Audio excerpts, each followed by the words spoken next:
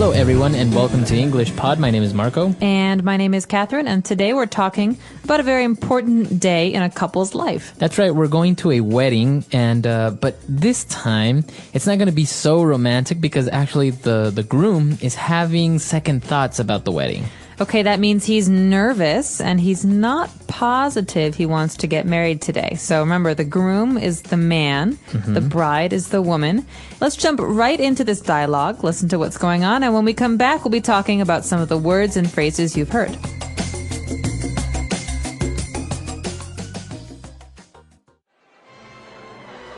Man, I'm freaking out. You gotta help me. Whoa, take it easy, relax.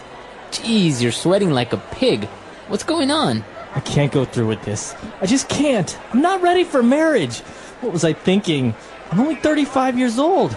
I've got my entire life ahead of me. Adventure's waiting. I can't settle down yet. What are you talking about?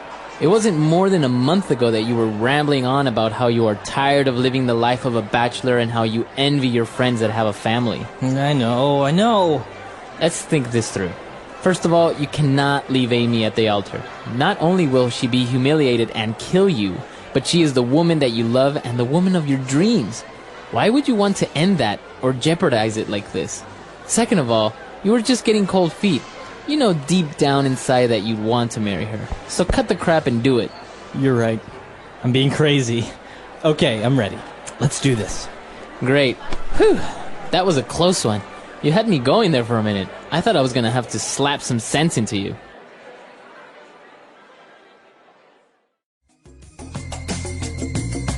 All right, we're back. So he almost didn't get married, but luckily you have a good friend to help you out. Exactly. So this friend really saved the day, made sure that the groom didn't get too nervous, and had some really positive words. So let's take a listen to some of these marriage words in today's language takeaway.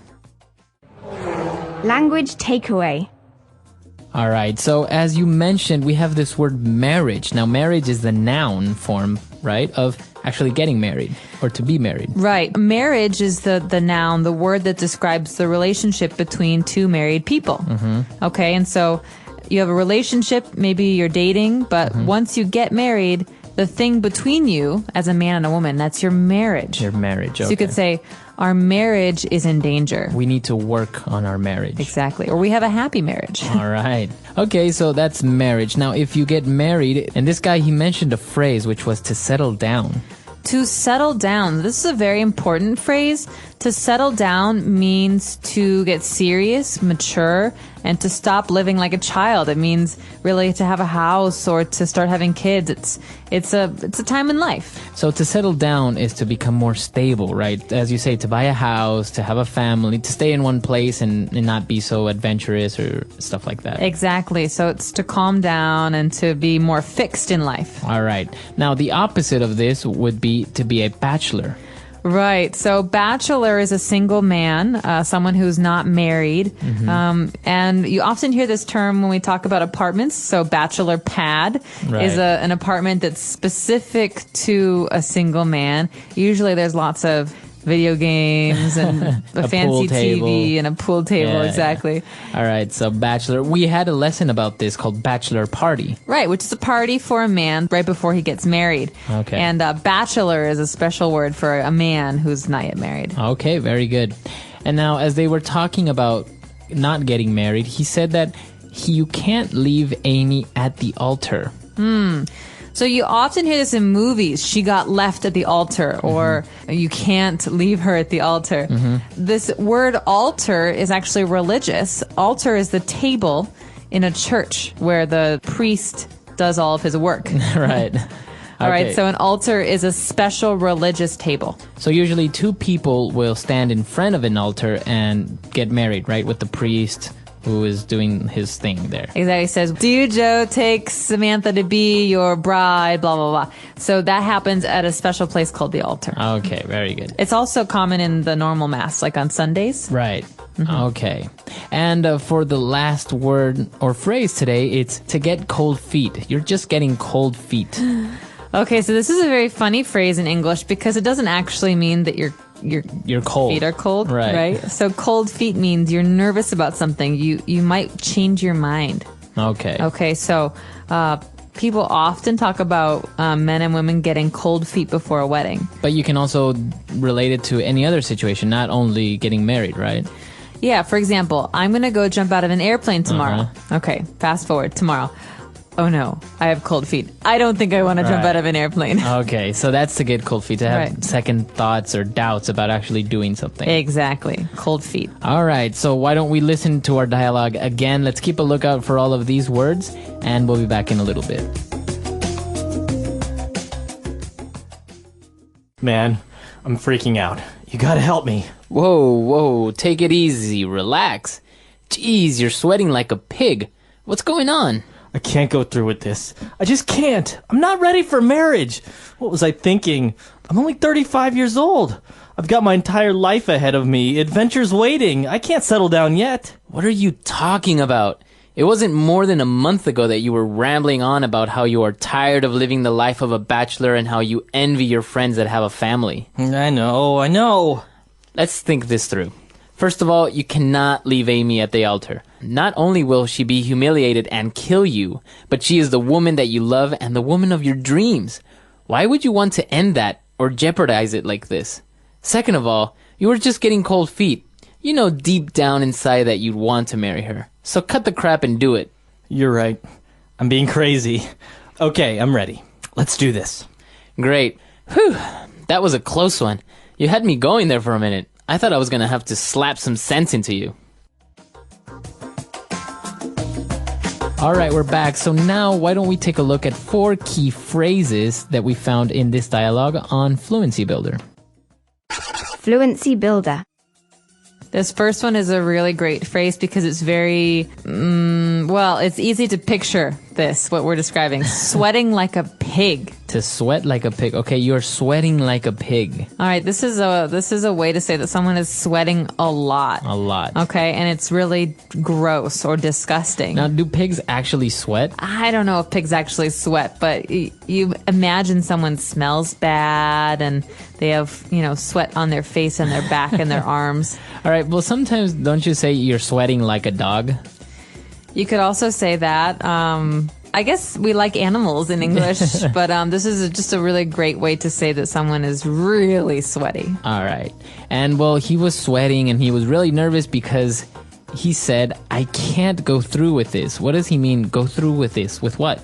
To go through with means to actually do something, okay? Mm-hmm. So maybe I say, I don't want to jump out of an airplane. I can't go through with this. Okay, I can't jump. So it depends on what we're actually talking about. Okay. If we're talking about a wedding, you say, I can't go through with this. I can't get married. So if you're planning a robbery, you say, well, in the last minute, I couldn't go through with it. I backed out. Right, I can't complete what I talked about doing. Okay. And now the friend, he finally gets kind of angry and he says, cut the crap. Oh man, this is a very common phrase. All right. This is someone says this if they don't want to listen to you complain anymore, okay? Marco, cut the crap, okay? I don't want to hear your excuses. I don't want to hear your complaints. I want to just hear solutions, ideas, positive things. So to cut the crap is no more complaints, no more excuses, or no more talking nonsense. Exactly. And this is common among teachers and, well, parents. Yeah. All right, so cut the crap. Now, it's not very polite, right? So you wouldn't really say it to your boss or like a friend. Cut the crap is kind of rude, and it's very spoken language, so I wouldn't write it down. And I would not use this with someone who is like a teacher, yeah, like an authority. You don't use it with them. They might use it with you. Okay.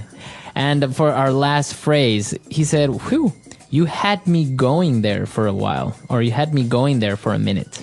Okay, so this is a really interesting phrase. We use this a lot in English, but it's not clear from listening to it what it might mean. Mm-hmm. So you had me going there in this sense means, oh, I was really nervous for a minute. I really believed what you were saying. Exactly. So maybe we could give an example, Marco. All right.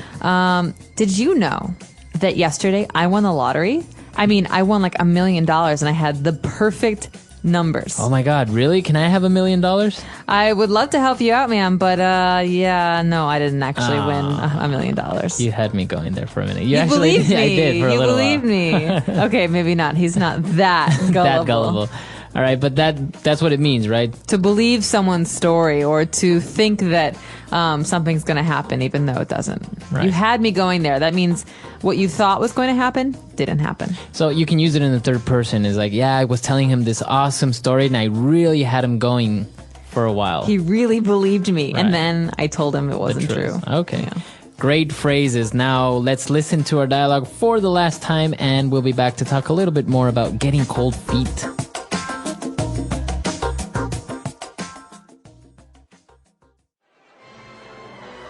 Man, I'm freaking out.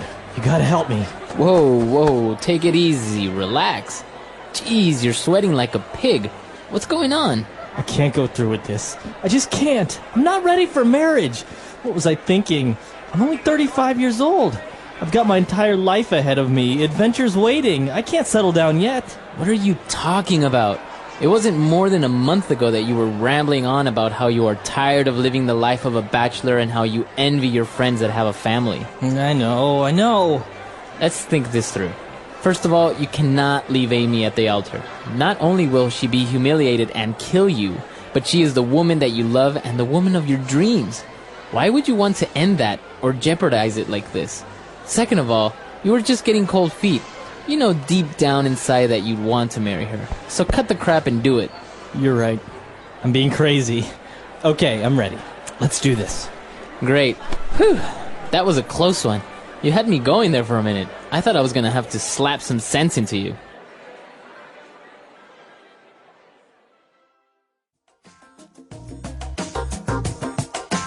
All right, so this is a popular scenario, right? Somebody at their on their wedding day, they get cold feet and they back out. TV, movies, books, everyone loves the situation. Have you ever actually heard of or experienced or maybe known of somebody who actually left the bride at the altar or the groom at the altar? I don't know anyone who did that. Luckily, I think it's really sad. Yeah, me neither. I don't think it's really that common.